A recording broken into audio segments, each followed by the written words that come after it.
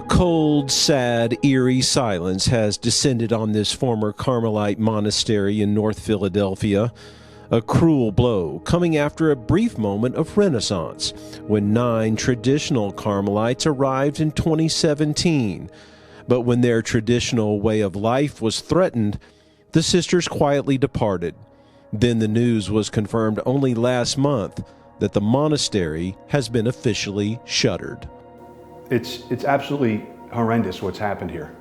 Betrayal in a capital B. I mean, it's beyond the pale what's happened here. With monasteries and convents closing all over the world, you might ask yourself, what is it that makes this place so special? And why are Philadelphia area Catholics so passionate and so emotional about preserving it?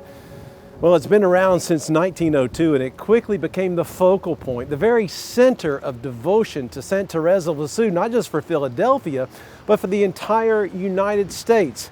So this is truly one of the crown jewels of Catholicism in the U.S. But 2 weeks ago, the battle and the struggle for control of this property and its assets took a very drastic turn. Caretaker Robert Pagnotta is the only living soul still remaining on the property. A deeply spiritual man, Pagnotta said he was stunned and frightened when he heard noises coming from the chapel, where he soon discovered 2 Carmelite sisters from the St. Joseph's Association, along with their attorney and a locksmith, locking him out of the chapel and the remainder of the cloister. He didn't even tell me. You know, he says, I'm here with the sisters. I say, what sisters? Like, you would think, you know, everyone knows the situation.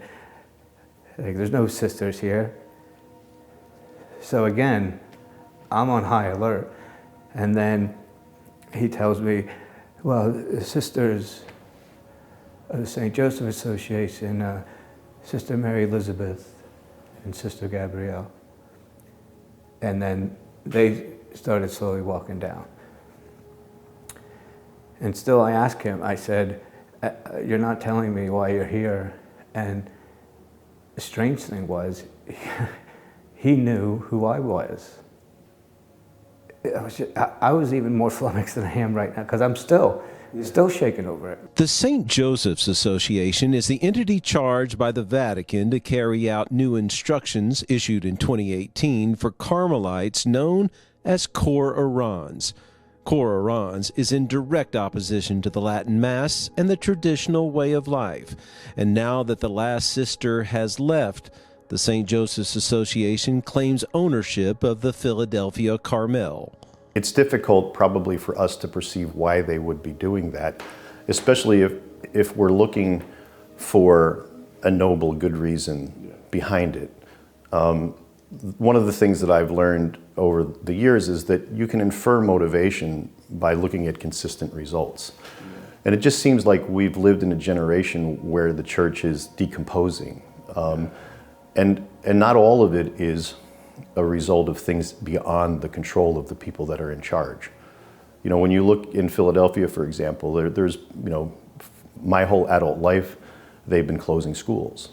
At some point in time, you know, you have to realize that that may not just be an accident, that could be actually part of a strategic vision that somebody has for the future of the church. Because there are enough examples of people saving schools that if it was the desire to keep schools open, the schools could be kept open. To me, this is part of a larger plan that's going on inside of the church. And there's clearly 2 opposing sides. One is, you know, it's interesting to me, you know, I go back to catechism class, and one of the things I learned in catechism class was that our church stands on a 3-legged stool. You know, it's sacred scripture, it's sacred tradition, it's the magisterium, and it appears to me, you know, from where I sit, that it's now the magisterium looking to destroy sacred tradition, which ends up a 1-legged stool, which can't stand. You reflect to this document, Cor Orans, which to me, you know, seems to be a document designed to suppress. It's not designed to, you know, reinvigorate monasteries and things like that. It's designed to destroy. And, you know, why would you want to follow along and obey that document? I mean, this blind obedience that's going on is I don't know another word for it. I think it's evil. I think that people are misled. With no cooperation from the Archdiocese, it seems the only path forward for these Philadelphia Catholics is to stand and fight. This has been going on for years. The looting, the pilfering, the deception. It's part of a major problem. This is just the result of that with the Carmel. And we have information that I hope is going to be released over time, a very short period of time. I hope this is going to be a documentary, because this is going to explain all the incidences where, from the seat of Rome, properties were totally illegally confiscated, and good religious were kicked out of the property, and the property was looted, the funds were taken, and nothing was done about it. My sense about it here in Philadelphia, this is my backyard, not gonna, stops here. So you're not going to stop fighting? No, sir. And I believe with all my heart that we get the story out and explain the necessity of what Catholic action is all about.